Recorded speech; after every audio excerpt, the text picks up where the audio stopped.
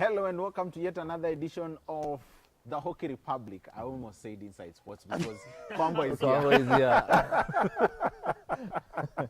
Anyway, before we get to the guest that we have today, is someone that we all know if you have been in the rugby circles for a while. And today we are talking about media and sports. And we are definitely here at SEK Garden House. Very good place, cool. The sun is just coming out. Before we started this show, we almost contemplated to go one of the rooms, but here we are. The sun is out, and of course I have the usual culprit. Simon, how are you? I'm fine. You need to apologize to the fans. Where were you last weekend? I had a commitment which I had made before, way before, so I had to make sure that I was there. But nonetheless, I'm here, and I really enjoyed the show because I followed it from wherever I was, and it was a good one. Very good, engaging those two young ladies, and of course, Dennis is a regular here, and he's always fantastic. Very good points, and the passion for hockey, especially with Tunza, I know is going to go places. But today we are not talking about just hockey. Today we are talking about media and how media and sports can be, we can make sure that this sport grows. And of course, in the hockey, we have been trying the best we can in the very best forward. And today we have Michael Kwambo. How are you, my brother? Fine, thank you. Good to see you. You too, man. Happy New Year. Really? Just wow. For the sake of... For the sake of... oh, yeah. Happy New Year, because we haven't been on a live forum. Yeah, I believe the whole so. of this year. The whole of this year. Yeah. But yeah, I think in that breath, Happy New Year, Happy to, New you Year too. to you too. Simon as well. Yeah. Pleasure to meet up. Pleasure to meet you. Yeah. Just to give a brief introduction, Simon is, Kwambo rather, is in the communications team of the Kenya Rugby Union.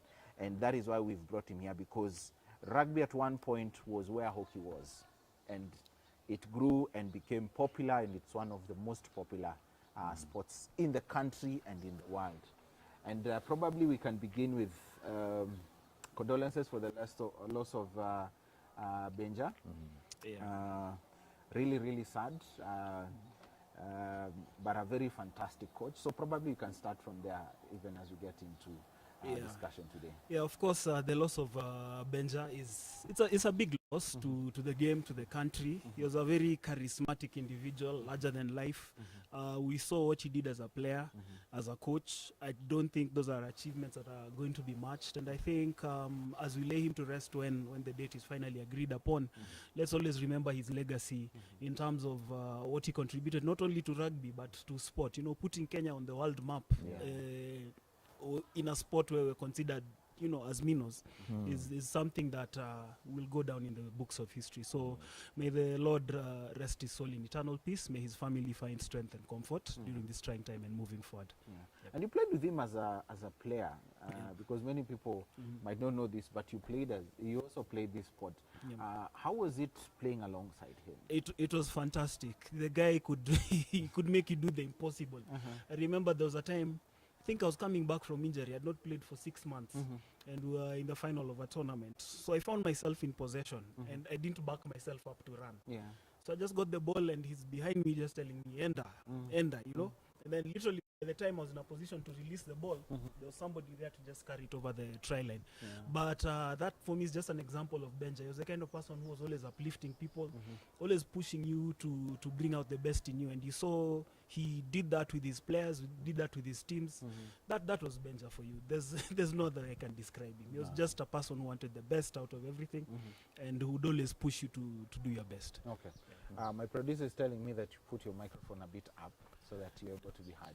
Okay. Okay, let's get to the discussion of the day. Sounds like I'm at the World Economic Forum. No, it's something simple. We moved from Zoom now. Yeah, man. We have a whole team. I can imagine, bana. Tumetoka mbali. Sana. Bado tunaenda mbali. Yeah. Let's get into the discussion of today. And maybe my first question before I allow Simon to come in.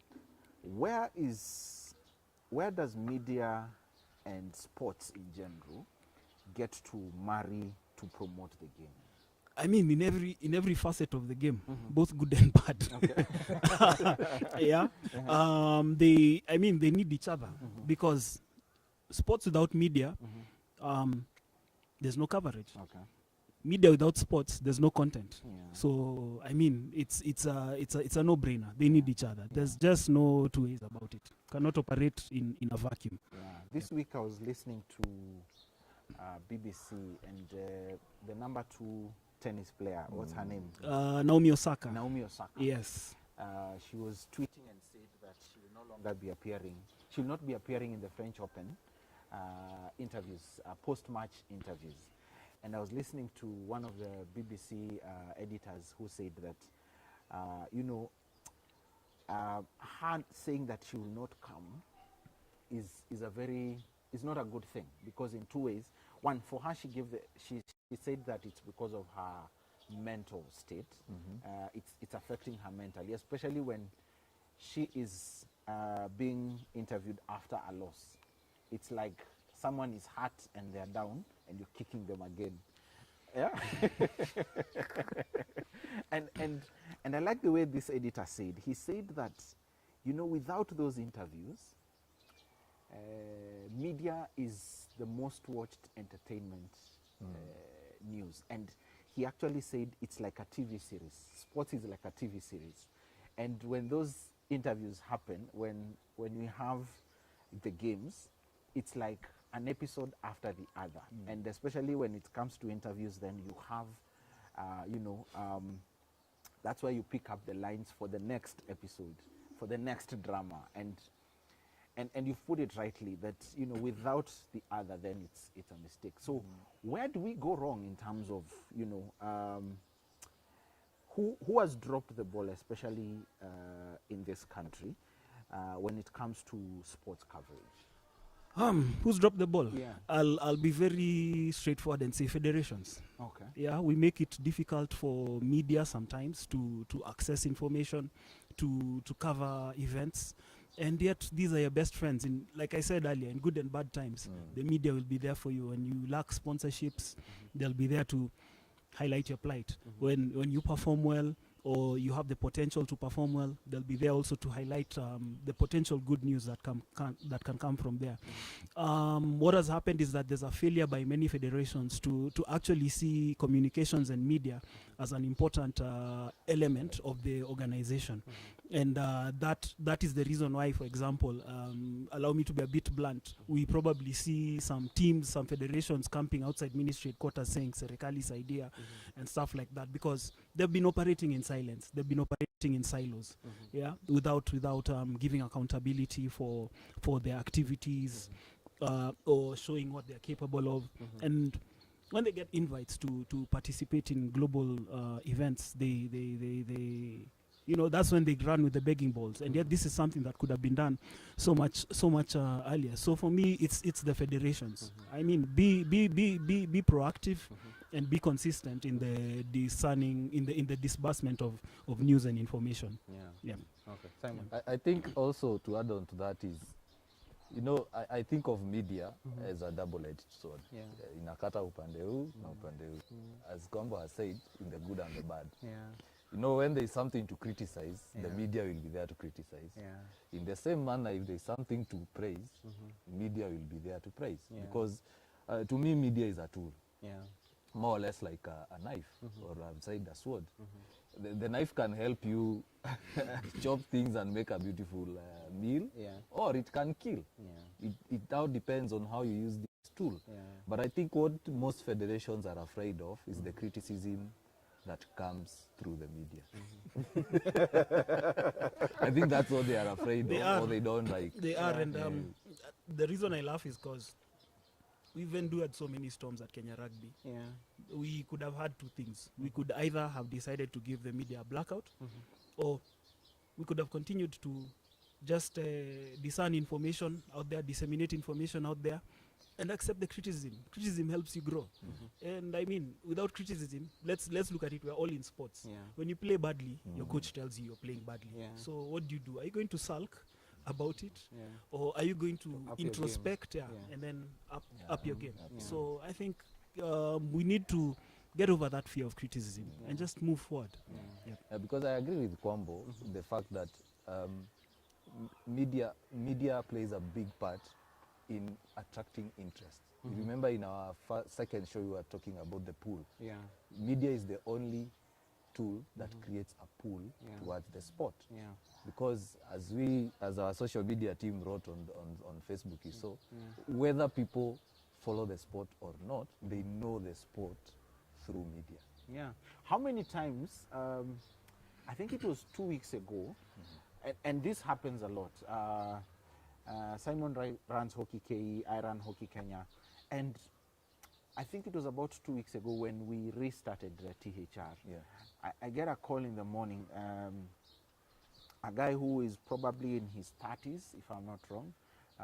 Barry will correct me because I forwarded the guy to him. And he said that he played, the last time he played hockey was in high school. And he's seen what we have been doing. Many people actually, and I know Simon, they do this for you, they have always confused us as the union. Yes. And we speak as the union. And you're going to get to that. And so he said that I want a club. I want to play for a club. So, of course, I had to ask him, where are you? Where do you stay? So he gave me a description, and then I told him, okay, fine. There is a club near you where you can go and train. And I think this is the club. So talk to this guy, and he'll be able to hook you up. And he was like, I really want to go back, and I like what you're doing, and this is what I want us to do. So it is, you're very right. Yeah. Most of the time that happens. It happens. I mean, I was talking to Barry last night, and I did my research. I follow football a lot. Yeah. The reason as to why you find football, especially European football, they release the Fixtures. Not fixtures, the team list Team list. 1 hour before Yeah.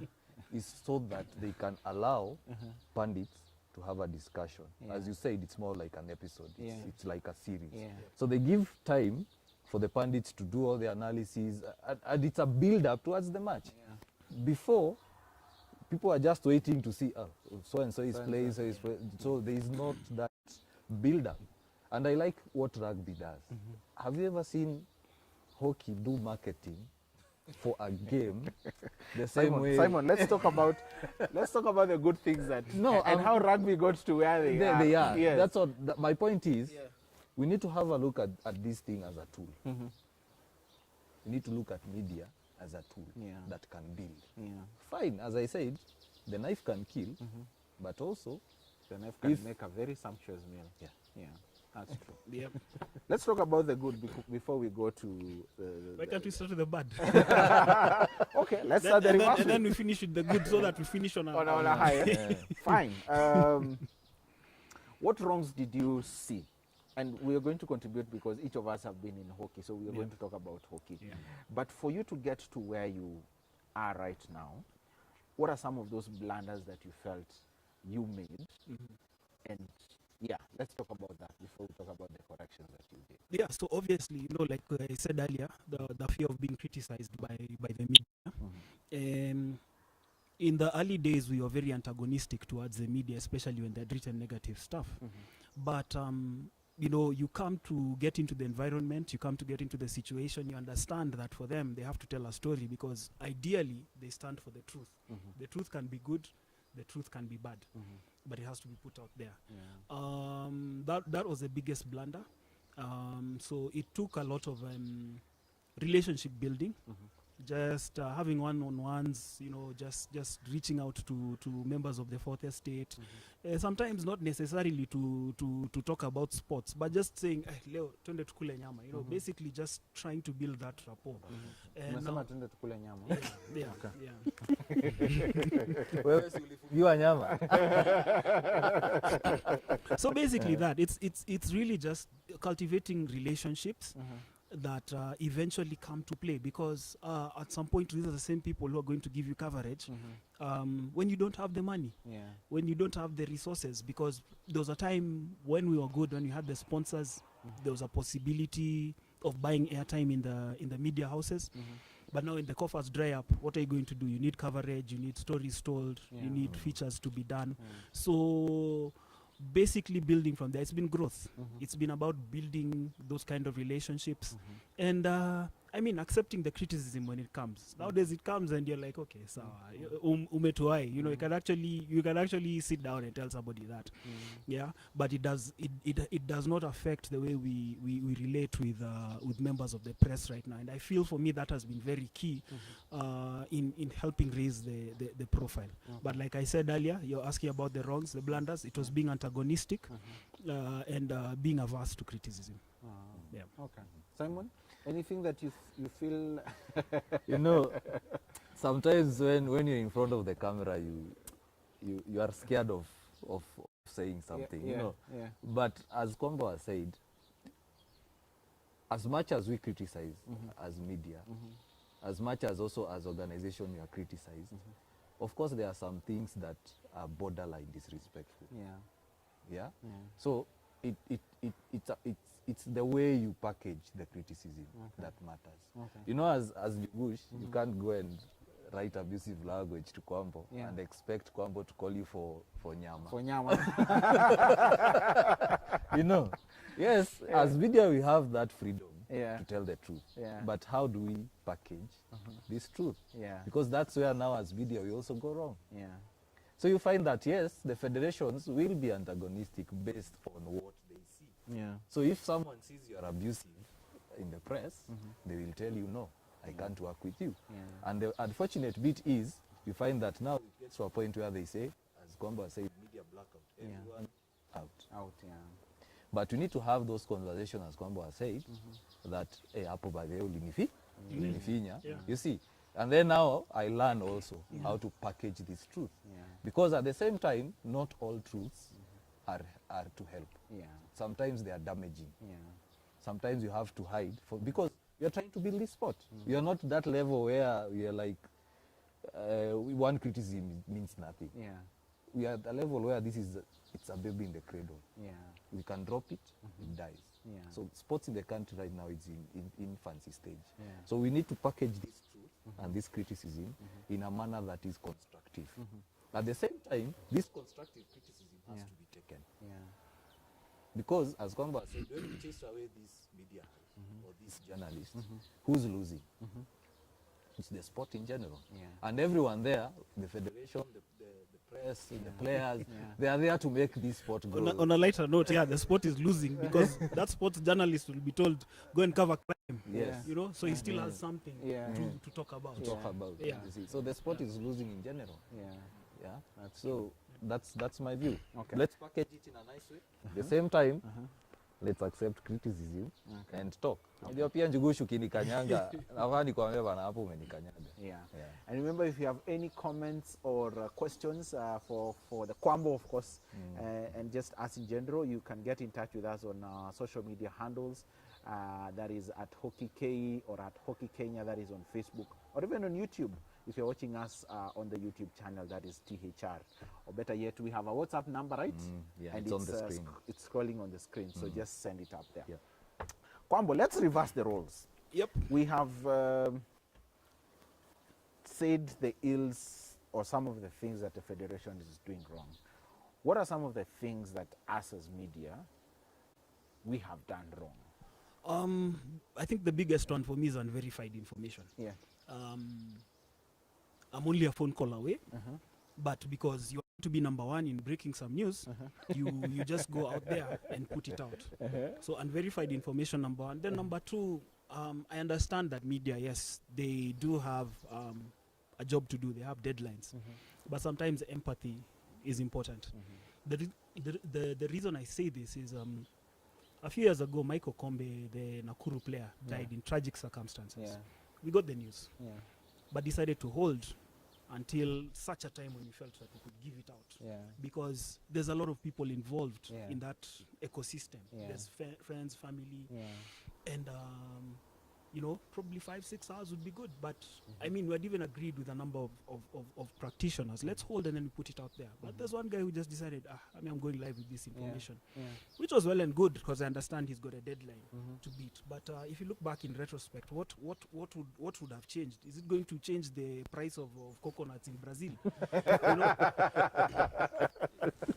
So, I mean, what would have changed in just holding Yeah. and then having a more concrete story with quotes even from stakeholders around, from the family and everything. Yeah. That Just for to me, balance out. just to balance out. Yeah, That and for hear me, both sides of the story. yeah, but that's a personal belief of mine. It's not anything. So I just feel that empathy or the lack of it sometimes is one of the places where I feel it's a gray line. It's a gray area, and that's where we kind of clash at times. So the verification and then the empathy bit. Okay. Yeah. And does that now make the federation, for example, not, have confidence or trust in you? At some point it did. Yeah. I'll speak very frankly. Yeah. At some point it did. Yeah. But with time, because the concept of media in sports organizations is something that is relatively new. So you have to win over people as well, and always tell them that, sometimes we do not always have control of the news. Yeah. So what does that mean? That means that we have to give the story the best way we possibly can. Yeah. So that means it being factual, detailed, and what you find is that at the end of the day, even if people have broken the news, they end up now coming to Simon, for example, because they're like, hey, Simon gave a detailed statement saying A, B, C, D, and they'll quote everything else from him. So, I mean, it's taken us learning not to lose our heads when sometimes some information breaks before we can break it. But instead we give a more concrete version of events. Will not always be number one. And then also we have to look at it this way: federations are not news outlets.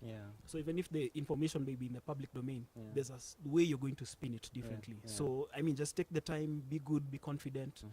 So the confidence was not there at the first point, but at least now there's a lot more understanding, and that is helping the job to function.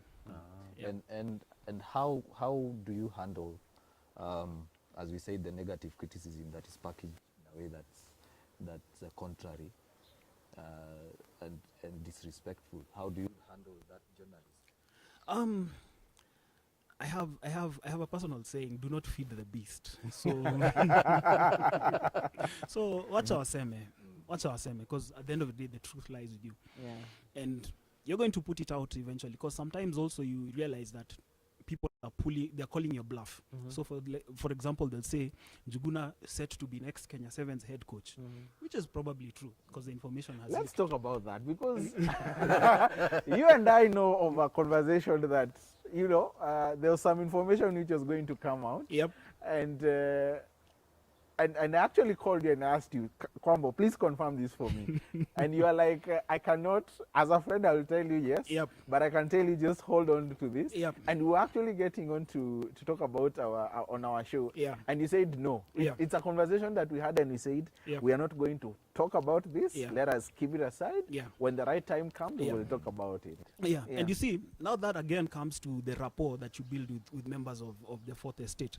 The fact that they can know something, but until it's going to be officially announced, they can hold on it. I mean, that is what will make me have confidence in you, Njuguna, in you, Simon, because I know that we can work together. That there's confidentiality, that there's a level of trust, and even that if you need anything from me, you can get it. So okay. Let's talk about clubs. And because I think, and I'll speak for hockey, I think we have had that Serikali's idea mentality, looking at the federation. But I believe every club has a role on its own to play, to ensure that they get sponsorships, they have a good publicity out there, and basically they have sort of a structure that helps them send out communication. Yeah, indeed. The game is changing. COVID-19 has also shown us that we don't need fans in the stadium, much as we want to come back. That's why we have forums like this. So what it means is that other than just having your club secretary, your treasurer, your team manager, you need a dedicated media person to update you, not only on match day, but during the week. Injuries, squad selections, those sorts of things. And I feel it has to be a deliberate effort for two things. Number one, for the visibility of the club, Actually, it's more than two things. So for the visibility of the club, to grow the game, and then also to, I think I'll bring it back to two. So visibility of the club and to grow the game. Number three was to build capacity, because at the end of the day, when you excel at that, just as you excel as a player, and this is my thinking, not everybody in a team can be a player. You can be a physio and so on and so forth. You can also get into this media space, and you can actually grow to become a correspondent, or even a federation operative who helps in media, and it can actually open up a lot of doors. The bigger picture is that we're getting different people giving highlights of how sport is, and we're able to push the sports narrative a lot stronger and a lot to wider audiences, locally and globally. I want to bring in Simon here, and it's good, both of you. There's one thing that you two don't know about each other. You're all about statistics. I've worked with Kwambo, I've worked with you, and I know one thing that you're really passionate about is statistics. How hard is it to get statistics? Simon, Mike has talked about, injuries, just getting to know statistics, individual statistics of UN players. How hard is it here in Kenya? It's difficult because most clubs, and I've said this before in a previous show, most clubs operate on a reactive basis. They wait until an event happens, and then now they start working. For example, like right now, most clubs are not active until they see the fixtures. You see. So if you ask a coach or a TM how many players are training, he won't be able to tell you.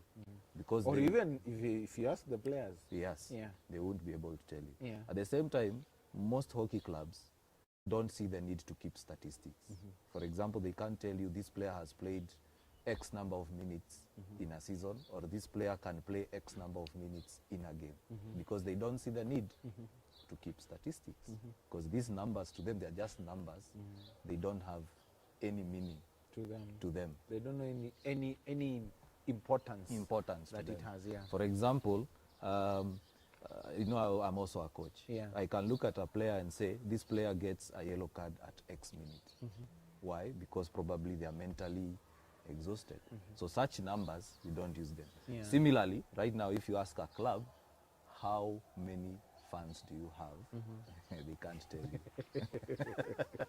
I mean, let's look at even our social media followings for clubs. Clubs, yes, they have pages, but when was the last time they posted? Find 2019, 2020, when they last played, or probably it's a birthday they shared 3 months ago. So they don't see the need to use media as a tool to also get a following, to also share information. Personally, with Hockey K, we've tried to contact clubs. You ask them, give us your current squad list. It takes ages to generate a squad Even if list. it's a 32-man squad, or a 2-lady squad, they'll take ages to give you that list. You ask them, as a journalist, you call and ask, hey, any transfer rumors? They say, no, we don't know. Chorea chini. Your story wachana nayo. Okay, you ask them, what's the confirmed transfer? They tell you, we are still waiting for confirmation.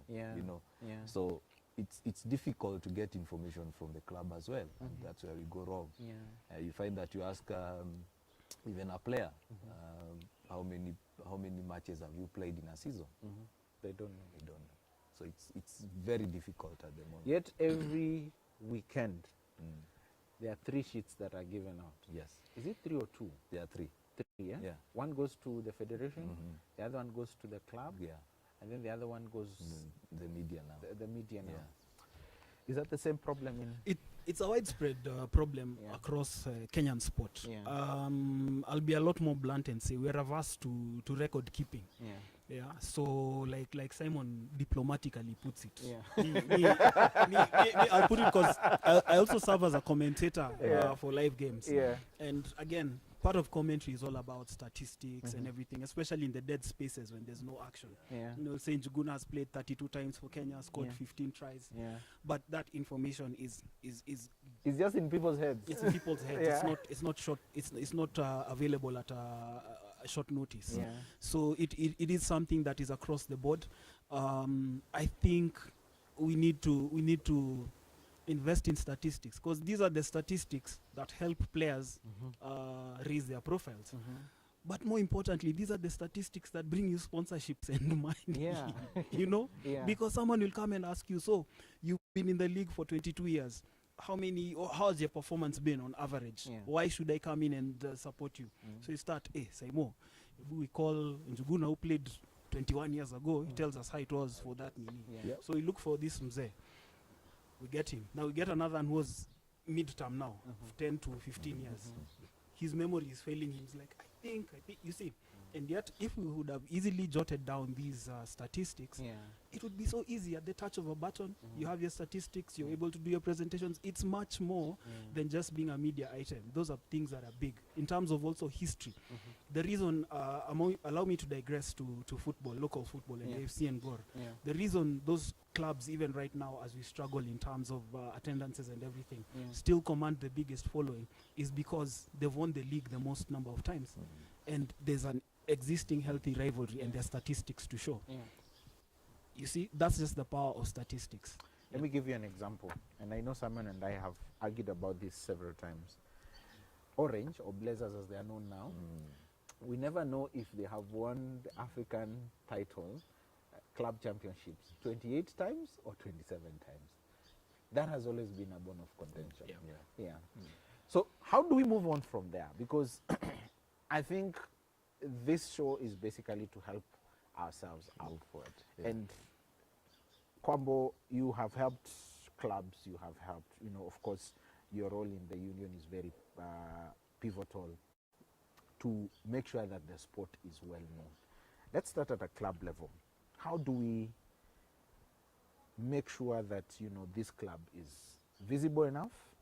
And if possible, let's give examples of how we can be practical, rather, of how we can do this to help a club be better and be more visible and attract sponsorships. For the clubs, it's invest in a resource person, not the team manager. The team manager gets overwhelmed on basically throughout. That's why they're the team manager. Yeah. Get a dedicated resource person for communications. Somebody who can do the social media updates, both on game day and during the week. Investment, unfortunately, for many of us Kenyans, always translates to money. Sometimes it is facilitation. Let me now become a bit diplomatic. Yeah. I know that economic times are hard, but what is 500 shillings at the end of the day for a bundle for a weekend? Yeah. I believe that 500 shillings will bring you a very big return on investments in terms of, especially if it's consistent, in terms of just the coverage and so on and so forth. With a good phone as well, you can do the photos and everything. So I'm just saying, invest in that resource person. And this is something that you can cascade upwards, even at federation, at union level. Just invest in that resource person. Let them do constant updates. It could be emails. You don't have to, for example, have a fancy website. You could have your Facebook page, you could have a Twitter handle, or you could simply be consistent in sending emails to the pool of media. Trust you me, media as well, now wearing my other hat also, having done some media work, is when I see consistent information coming from a source, definitely it's going to become something that I'll be carrying as well. So it looks difficult, but it is easy, it can be done. So it's simply about the investments. If we're investing in conditioning coaches, if we're going into specialized modes of training, why can't we also invest in communication? This will also help us kill that narrative that we're not getting enough coverage out there, because we are doing enough for visibility, and eventually mainstream media is going to pick it up. Simon, we have what? How many clubs? 30 what? 47. 47? Yeah. How many of those are on social media? Ndugushi, unataka kutuaibisha. To be honest, Leo tutaambiana ukweli kidogo. on social media, the ones that are active Yeah. are not more than 10. The ones that are active. Yeah. The others that are on social media, they have groups. And groups are not open to the public. Yeah. And as Kwambo has said, the clubs do not invest in that part of the sport, in the media space. Yeah. We keep saying, and even my production team can tell you, most of the videos you see on Hockey KE, we've used a simple phone. Nowadays, you have phones that do 4K. Yep. For those who understand resolution, they Yeah. have 4K. Yeah. Nowadays, mics, these we are wearing, you can get them for around 3,000. 3,000, yeah. Very good microphones. Yeah. And nowadays, Tripod is what? you don't even need a tripod. Yeah. You just need someone with stable hands. And even nowadays, the handheld gesture. Bari amekula changa. No, but Idako.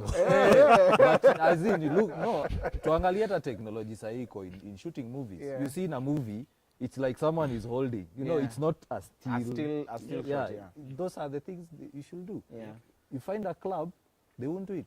I keep telling clubs, if you are doing a training session, just go there, take a few clips of you guys doing warm-up, a few clips of you doing set pieces. Of course, you can't share everything. Your secrets, yes. And then you just say, we've done our training session, or you just take a photo of a player doing training session, and it also goes back to the players. Yeah. Do they see the need to have that outlined? Yeah. One of the most active players, and I love his work, is Osiche. Osiche is always on social media, sharing stuff about Ruse Hockey, about Avira Sports. You know, he's marketing those companies. Now, let's assume in each of the 47 clubs, we have 3 players in each club doing the same thing. But you see, for Siche, and this is something, and he talked to us in one of the episodes of Hockey THR. It took him effort. Yes. He had to step out and to, image himself in a certain way. And I know Kwambo is going to talk about that in just a bit. Image yourself in such a way that, you're able to attract sponsorships. And when you attract sponsorship, you stick to what you have agreed upon, and do what is required. You've reminded me of a question that Zach Kinothia asked me on Saturday, the CAS for Sports. Yeah. He asked me and my team, which media house are you? I told him, we are Hockey K. He asked me, how many followers do you have? I told him, across all social media platforms, we have close to 20. Yeah. And then he asked me, how many of those fans have you brought to the stadium? You could tell him COVID-19 restrictions have They are closed the the same stadium. people who told us not to come to the stadium. Especially this time. But, Yeah. but you just, sorry, I couldn't help myself with that answer. But you look at that question, Yeah. then I asked myself, look at clubs, and we had a discussion, I think, with Kagochi. Yeah. How many fans do they have in their social media pages, and how many fans can they pull to the stadium? Yeah. I'll give an example of rugby. I'm a fan of KCB. Yeah. Ah, good. But wait, America Union shirt. But still. You see, I follow KCB on social media, and right now I can tell you everything that's happening in that club. I can follow whenever they are going to Nakuru. I can follow them. If they are going to let's say Prince Louis Sevens, I can follow them. See, there is that trail where I can follow the club and see this club is playing X and Y place. Yeah. I can see the league table. They share their league table.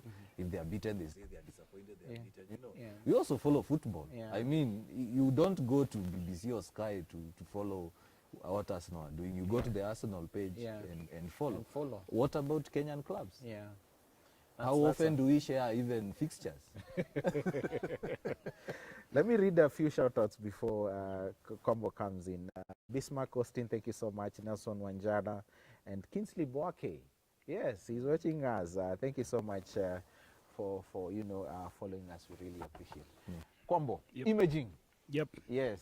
Pretty important, right? Yeah, it is important. Yeah. It is important how you portray yourself, both on and off the field. You need to. My team manager at KCB, where I played my club rugby, Wangila Simiu, used to tell us you're carrying the club's flag high. So it means you're an ambassador out there. Remember, it's no longer about you as the individual, about Simon as the individual. It's about you as a public figure. So how you carry yourself out there is very important. So in terms of how you dress, what you say, what you do, it's very important. Yeah, and that's something that we always need to pay attention to. A few years ago, Ronaldinho lost endorsement. Yeah. He showed up with the wrong beverage. This one, I think, it was sponsored by Pepsi. He showed up with a Coke. endorsement went. So you must always be aware.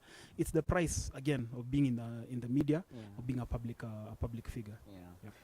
Let's talk about federations, and here we have to be really practical. We might get rude, but rather a bit say some truths.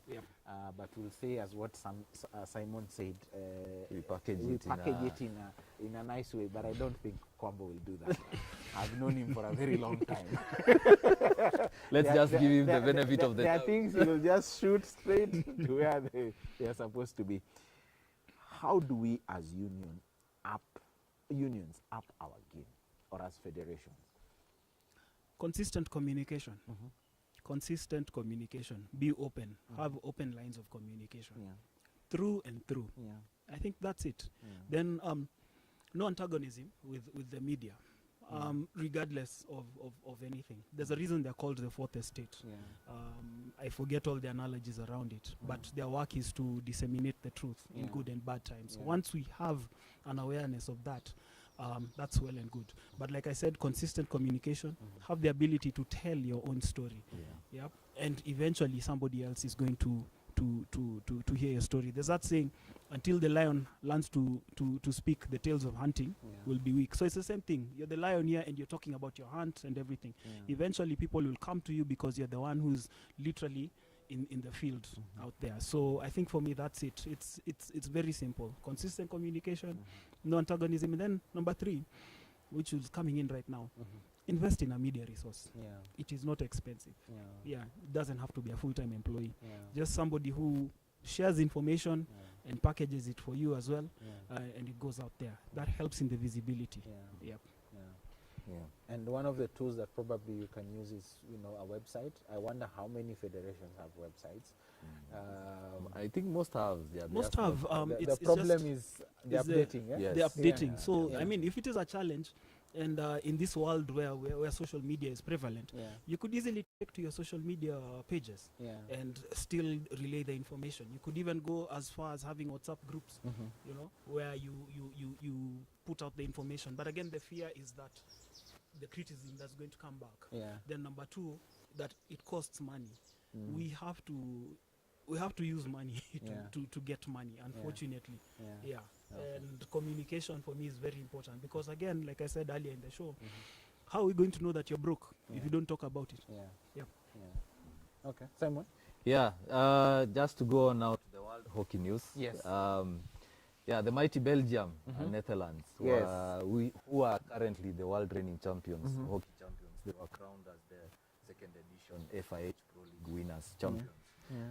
Of course, they haven't been given the trophy. The trophy will be handed to them at the end of their Pro League season. Of course, we know that the season was prolonged from 2019 due to COVID, and some matches have been rescheduled. But due to the point difference, they are way above, and of course they'll be crowned as champions.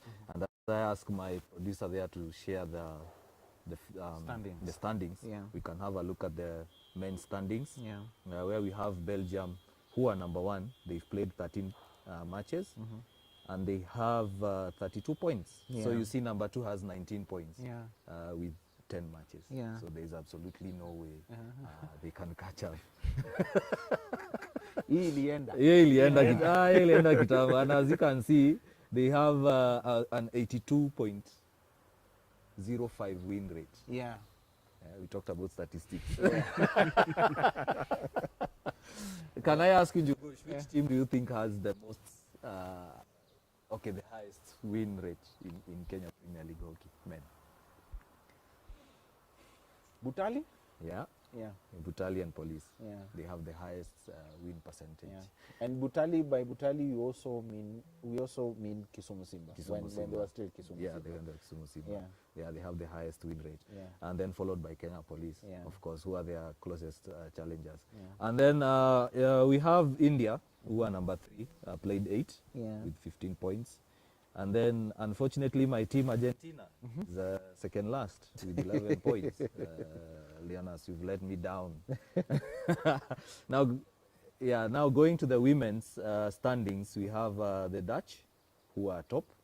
The Dutch have 29 points. and they've played. Quite an impressive play. Yeah. And these ladies are really good. You know, they also won the Women's World Cup. Yeah, so they are really good. And then, of course, my team, Argentina #2, at least the ladies are doing, they are doing well. They are only behind with 10 points. So that, and they've played 10 games. So obviously, the Dutch take the trophy. And then you have the United States, who recently got walloped by Great Britain. They were beaten 5-1 at Lee Valley Stadium. And Maddie Hitch, do you know that she schooled in Kenya? The GB goalkeeper. Yes. Yeah. She was at, was it Peponi? I think Peponi. Yes. Yeah. Peponi or Turi, one of those two. I think it was Peponi. Yeah. Because I remember Bosch talking about.